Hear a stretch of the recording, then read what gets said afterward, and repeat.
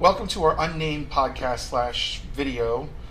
We have no idea what we're going to call this yet. I've been banning about things like get to know a developer or life in development trenches, but that can have a negative connotation too. So we'll figure up a name for this. But my first guest for this particular stream of podcast is Chariot's Anatoly Polinsky.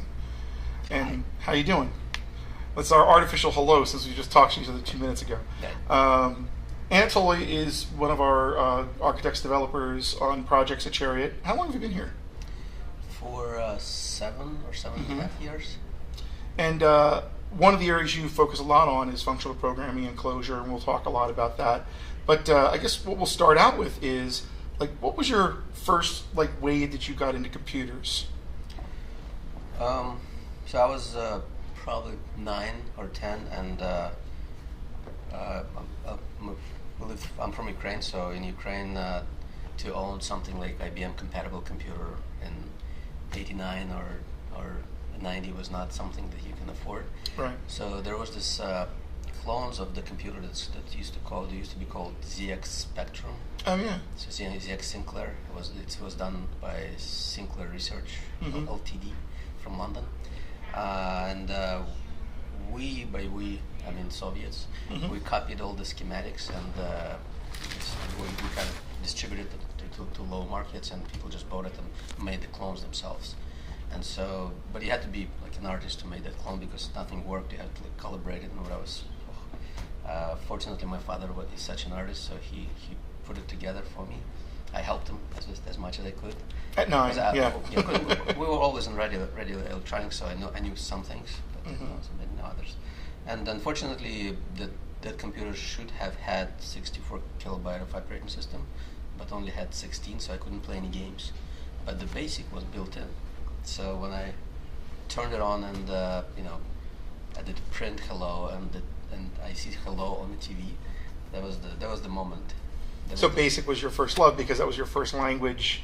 Yeah, I'm not sure if it was really a love affair for me either, but it's I can't say BASIC is my first love. BASIC is my first language, first gateway into this interaction. Right? So that was magic for me.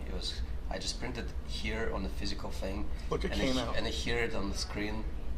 That was fantastic. And then comes the shores of disappointment when you finally get to an IBM PC. Yeah, it happened much into the future. In the future, because I probably got the first Pentium 1 was my first IBM compatible PC, and it was 7 years since. So by then I already knew what to expect.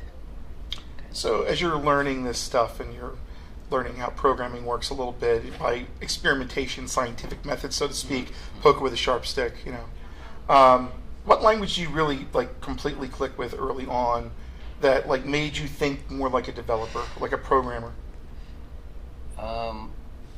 Well, when I was a kid, I thought that assembly is the real true language. The reason for that was I'm trying to dig deeper in the childhood. The reason for that is because it was closer to metal, and since I'm talking to the metal, I should be speaking this metallic language that metal understands. Everything else is kind of human fluff on top of it. And this was an 8-bit assembly language, so it's not like Microsoft Assembler or Turbo Assembler. That was a little more primitive. But when you can get the line to fly around the screen, using all the right interrupts and all the cool stuff, that I thought that what makes me closer to the machine, and that's what makes me. I didn't think of that as a programmer or a developer back then. It just makes me a better friend to the machine. As time progresses, of course, there were a lot of languages. Pascal was my first higher level language after BASIC, of course, and then C++, then C, and all the usual. Java, and it's I think in order to understand, in order to answer the question what language kind of made me think that this is the great language for development, and I'm a good developer because of this language, I need to understand first what the good developer is, right? Yeah. Because I think language really matters secondary to be a good developer. The technique and understanding. Language is more like a tool, but it's extremely important. It's extremely important. It makes you think a certain way. It allows you to, be faster or slower or better thinker, or focus on business problem sooner rather than later, because of all the ceremony that different languages have. But I think it's secondary. I think just experience and being around people, connecting reality to problems, to machines. That's probably the first, and language would be the secondary. Yeah. Yeah, it always seems like we're kind of dancing around the subject of problem solving and breaking problems into smaller parts and Divide and conquer. Divide and conquer. And like even no matter what language you use, you have to think that way as an engineer. If you don't think that way, you're going to make a heap of code that may not be all that useful or reusable. Yeah, I think as consultants though, we have this unique position. And if you want to be any good, of course, we're in this unique position where we connect. We kind of make the triangle hold. So, and by triangle, I mean there's three pieces to the puzzle. The way I think. So there's scientists, right? So there's science. There's science behind the problem. So if problems didn't have science behind them, it wouldn't be that easy to. It wouldn't be that interesting to solve, and that there would be it's just a mechanical process of putting things together. So that's not what we do, right? So we have the science behind the problem. So that's one thing. But scientists usually, if you think about field of science, they usually a little bit, they don't see reality that well, right? So they're in their scientific, they're very good, they're very deep, but they don't deal with reality that much, right? Somebody takes that science and uses it for reality, right? Then the second part of this triangle is making things, right? Executing that problem, executing that solution for that problem. So people who just like mechanical Turks kind of people who just do things, they don't see the science of it, right? So they're completely separated. Sometimes they see reality, sometimes they don't. And the third, of course, is reality, and usually people are behind that reality.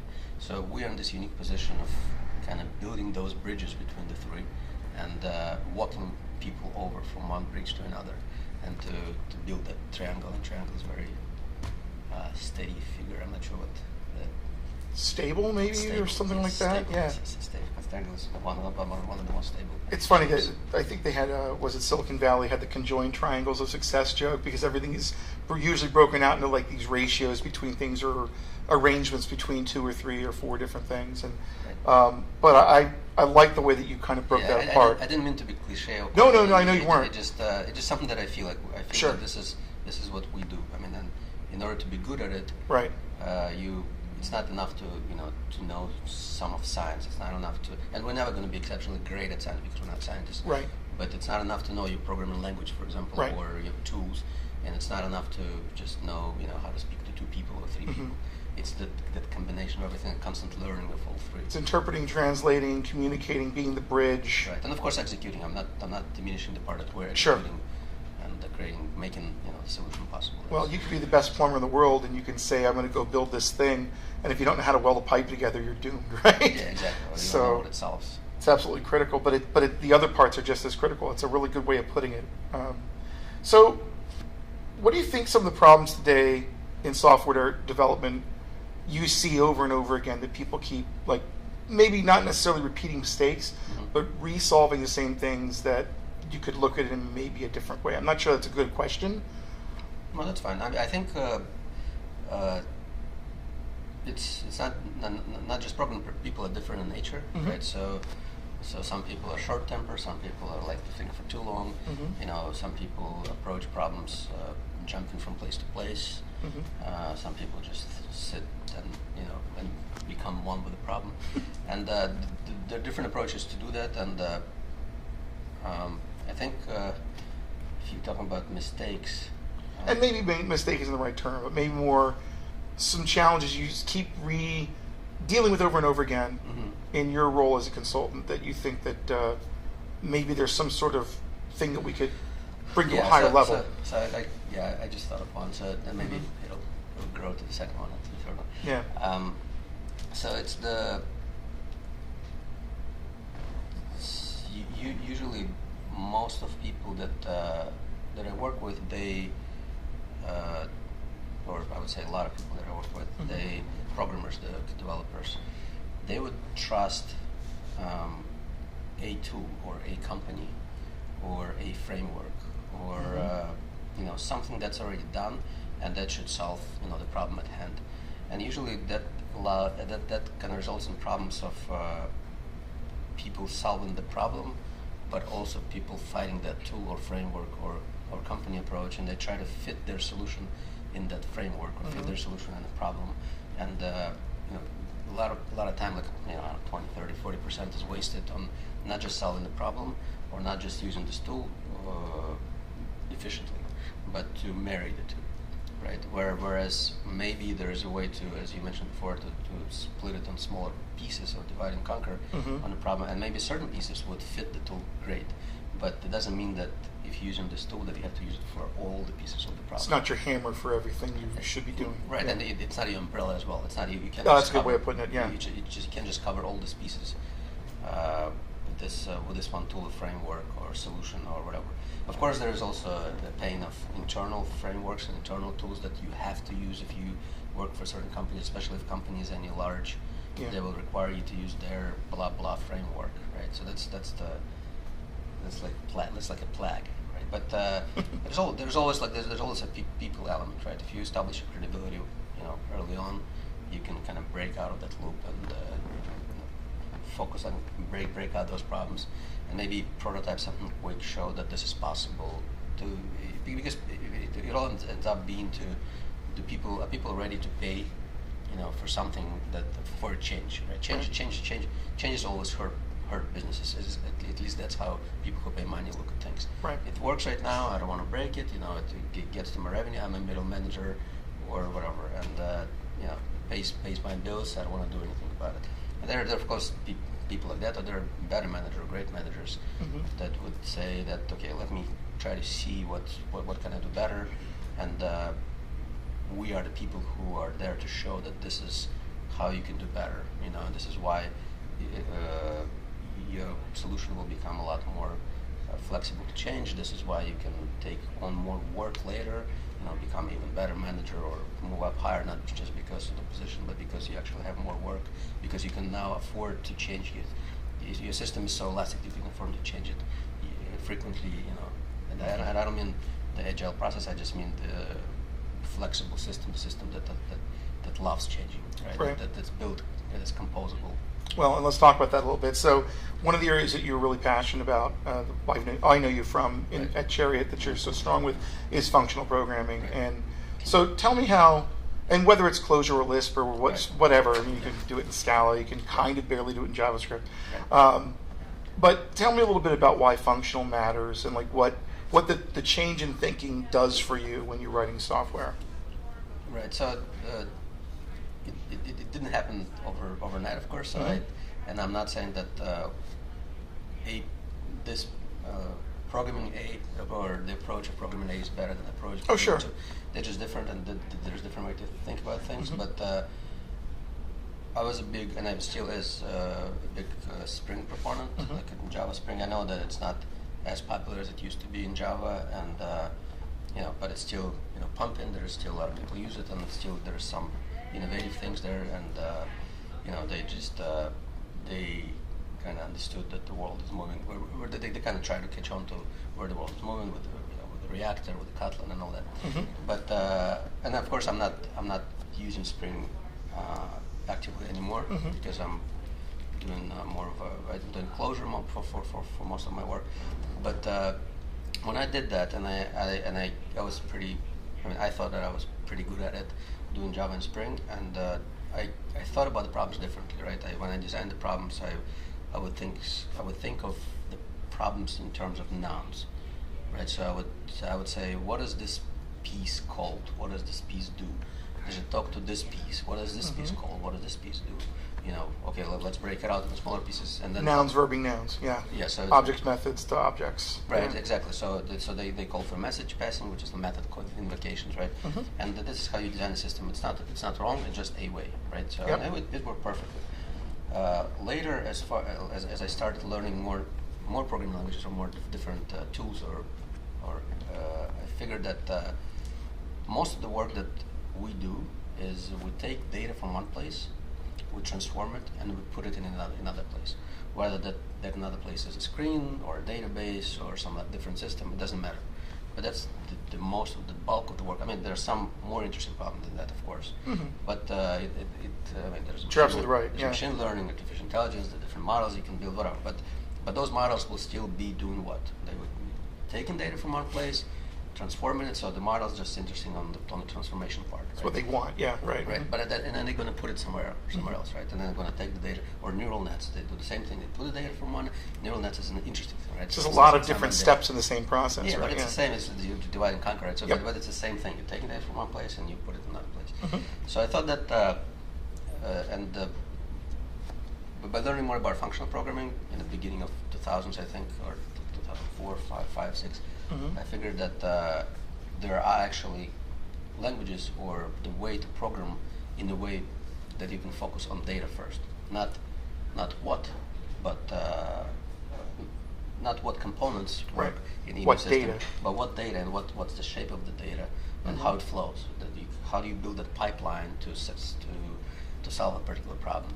And that, I think, what functional programming kind of brings into the mix, and that's why it's a little different from the object-oriented programming. So you don't orient around object, you orient around data. And Clojure is one, Lisp in particular, is extremely well suited, in my understanding and my opinion, extremely well suited for working with data. So you take in data in various shape and form, and you transform it into the other data and pass it to another form, right?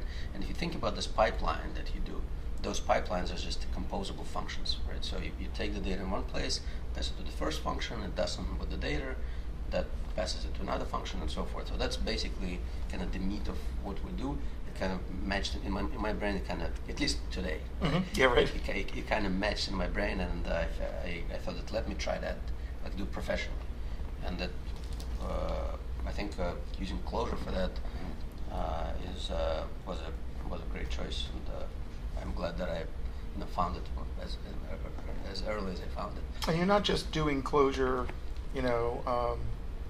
to use it. You also have some open source projects that you kind of scratched itches that you need solve, then end up becoming libraries, some of which are used by other projects. So what are some of your more popular GitHub repos that have been used by other teams? Well, I don't know what... I mean, maybe not popular, but more used, and things where you have to now kind of almost support a library. Right. So I do have several. I don't think... I mean, sometimes GitHub stars kind of show you what are more used, but in some cases, for some libraries, it's actually different. So I have, for example, I have this completely non-Clojure library, which is called Colt, C-O-U-L-T, and that's basically just a Docker composed image of Vault and console. Of their latest images, so you can just start up and connect Vault to console and keep your stuff in Vault, keep your encrypted stuff in Vault and your configuration in console. It's just something I was using myself, so I decided to kind of lay it out there, and I wrote how to use it and what to do. And I know that it's it's used because I get pinged a lot about it, and sometimes more than my other libraries that Clojure libraries, or have more stars, if you will. So that would be one. Another one would be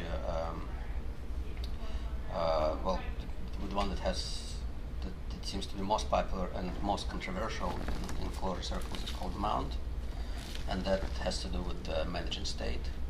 Because whether you do functional programming or object-oriented programming or XYZ programming or astrophysics programming, I don't care what kind of programming that is. State somewhere. You have state somewhere. You have to manage it. And in Clojure, on the primitive level, it's solved with things like Atom, which is like something like atomic reference. Yep. Right. But as the application grows, you need to be able to you need to introduce some life cycle to the states. You need to be able to maybe have some interdependencies and all that. So Mount kind of solves that. There are others, state management Clojure libraries, there's this little in-cultural fight that we have, because in any community, I noticed it with Scala when I did Scala for 2 or 3 years, and I noticed the shift from the Java community, for example. Scala back then Scala was really up and coming, and a lot of people were trying to be smart and do all the free monads and don't pay for those monads, and it was okay because I was learning getting my getting up to speed with the category theory and all that. Switching to Clojure community is very different, but you still have people to, there are people who are absoluters, the way that I think about them. That things should be done this way and no other way. Right. So I don't think that applies anywhere in life. So it's hard to be that and be consistent because something will break your world model. Well, and you need to be flexible to things you need to solve, right? Right. I mean, you preaching to the choir. I mean, I can't. Yeah. I can't. I figure I wouldn't say no to that one. Yeah, I think pragmatic aspect of Clojure is actually what's cool about it, and at the same time, certain people in the community don't see it that way. But that's fine. I think that's great to have debates about it, because as we talk more about it, even when I had arguments with people within the community, I learn new things. There's reasons that they're going that way. Yeah, we all have something that we don't know. I mean, you know a lot of something that I don't know, and vice versa. And vice versa, yeah. Mm-hmm. Right. So it's good to talk about people, especially when it's not fighting in the street, but we're talking about how to manage state and arguing passionately for a point of view is a good thing because it means hopefully you come from a perspective of really understanding your point of view. I think it's always tough when you run into somebody who's absolutely I wouldn't call it absolutist, I would call it an evangelist. That's kind of a dangerous world because the minute you switch from firmly believing something that you feel very strongly about and you feel there's a way to do it to saying everyone's got to do it, that's a whole different world. And we've seen that in a lot of frameworks any community, and languages. Any community will have that. Any community anything, politics, people, anything. And I'm not talking about some people. There could be like a group of people that's like that, and it's fine. Sure, there's no problem. But I have some other libraries. But the reason I have those libraries and the reason the libraries are there is because when I'm programming in Clojure, when I'm doing Clojure, I spend a lot of time in a REPL, and REPL is this read, evaluate, print loop kind of thing where it's very interactive. So I can break, I can take a small piece of my application or a small piece of my idea, and I can put it in REPL, and I can see the immediate feedback or immediate error, or immediate failure or immediate success, and I can nurture it and make it better. And so because it's so interactive, it makes me, create things faster. At least I think it's faster because maybe if I was doing other language today, maybe I would also be faster. But this interactive approach is something that I didn't find anywhere else. For example, I have some Go projects. That I think Go is a great language. Go is simple.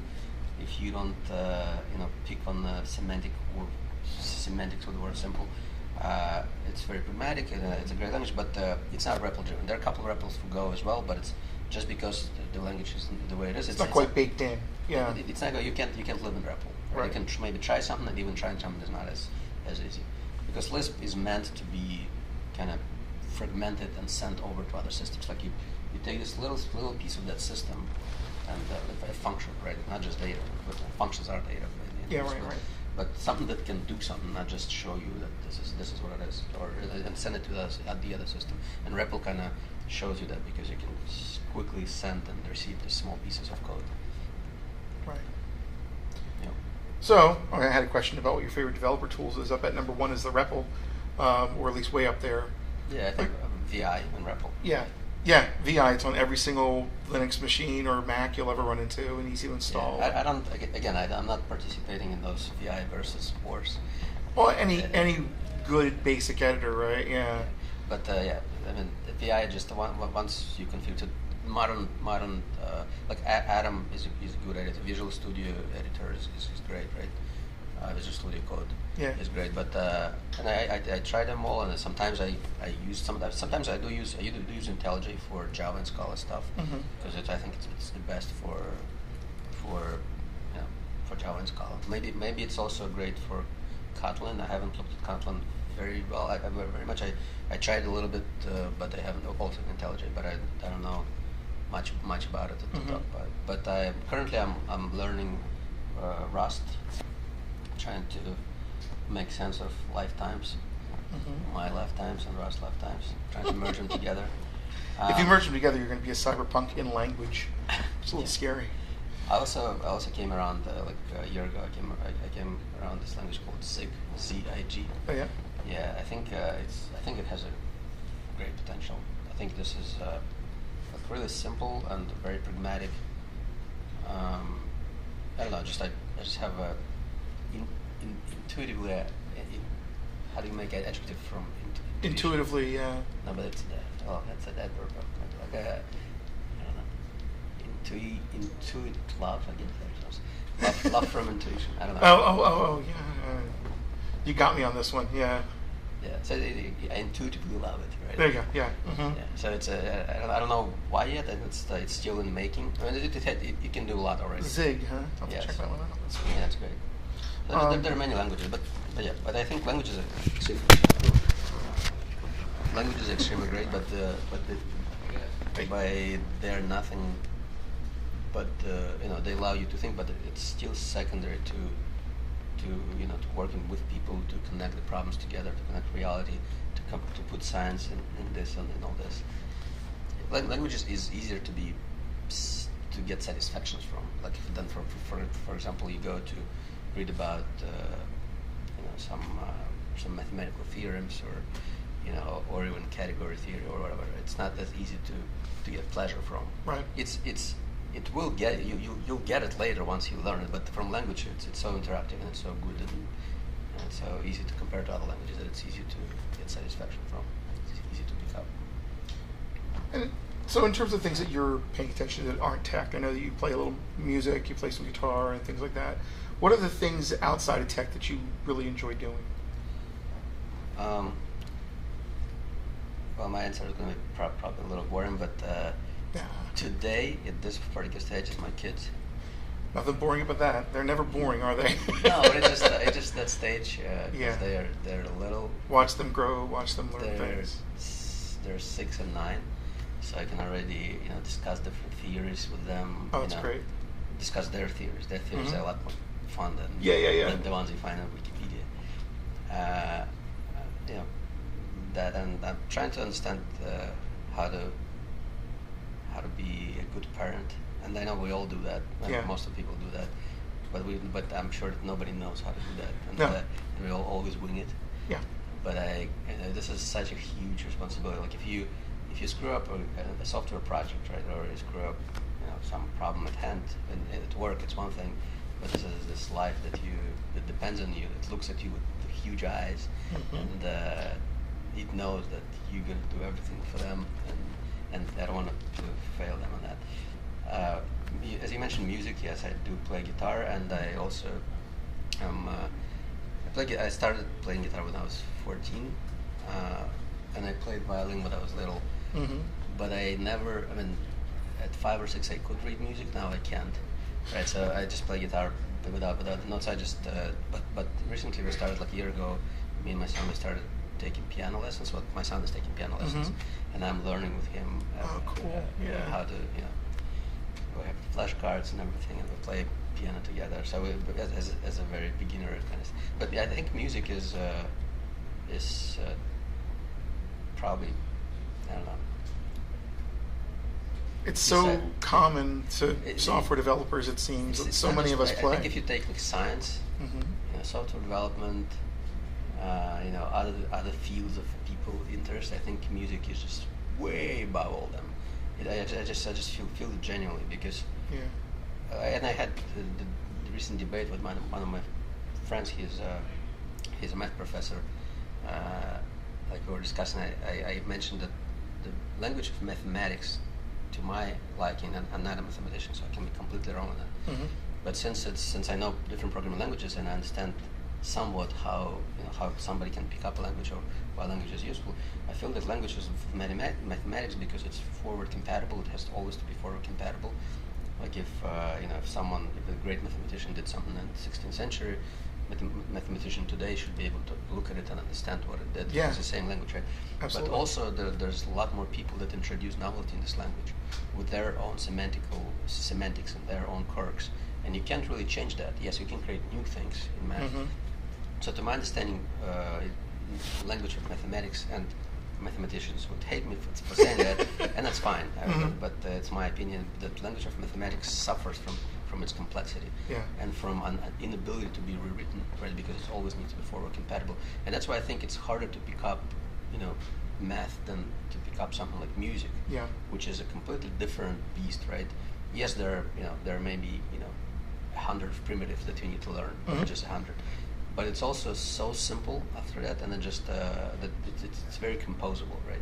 And the reason it's composable, we have a composer, right? But the reason he's a composer, and the reason we even have that word, is because music is so composable. Because a little child can know some basic rules, or even breaking the rules, can get something and compose it, whether it's with their voice or on the instrument. It just mathematicians and scientists always try to be closer to understanding the world, right? So I'm working on this to understand the world, but I think musicians have a better chance to have that intimate understanding of the world, because, and I'm not saying that the world is music and nothing else. I'm just saying that it's a different way to look at it. The world is multidimensional, right? Absolutely. So music is not just to understand one or many or several of those dimensions. I think music is just great. It's just beyond. And unfortunately, I didn't learn.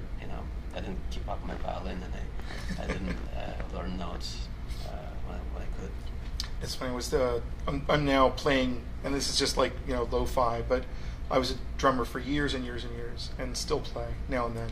But started playing guitar, and I had always played around with it, and I just knew basic, the basic first position chords and things like that. And now that I'm actually playing with this group of musicians setting up a pop band, I'm learning all these different things I never knew, and it's just so great to actually now get the concept of keys and notes and chords and progressions and hear things and say, I know that's wrong, and I know I'm playing it wrong. I'm going to work on it and figure it out, and working through it. It's such a nice, different way of looking at life than the day-to-day problem solving of tech. They're both equally valid and useful in the world, but I think one kind of helps make you more rounded for the other in a way. Yeah, and music is actually, there's a direct relationship between the REPL that I talked about. Yeah, right, and jamming. In music you can have an idea and work with your idea at hand. Right. That's what Lisps or maybe a REPL driven languages. That's what they give you, right? Yeah, I totally see the connection. So there, it's almost like you composing music on the sheet, right? On the music sheet, versus composing music as you play the instrument. Right. So I think composing music on the music sheet is something like Haskell, right? So it's a good way of looking at it. I'm not saying it's wrong. No. And some people like to do that. Some people like to keep all this in the head and do that, and then realize it at the end. Right. Versus something like Lisp, or Clojure, or you work with REPL and you jam constantly. You can also go to the music sheet a little bit, but it's mostly jamming, right? And then other languages are in the middle. Yeah. Somewhere in the middle, somewhere you can run tests, you can do whatever, to figure out. It's a big continuum. Yeah. All right, Anatoly, so much. Thank you for this interview. It was a lot of fun. Sure, but that's fun. Awesome. All right. Cool. Thanks, Ken. You're welcome.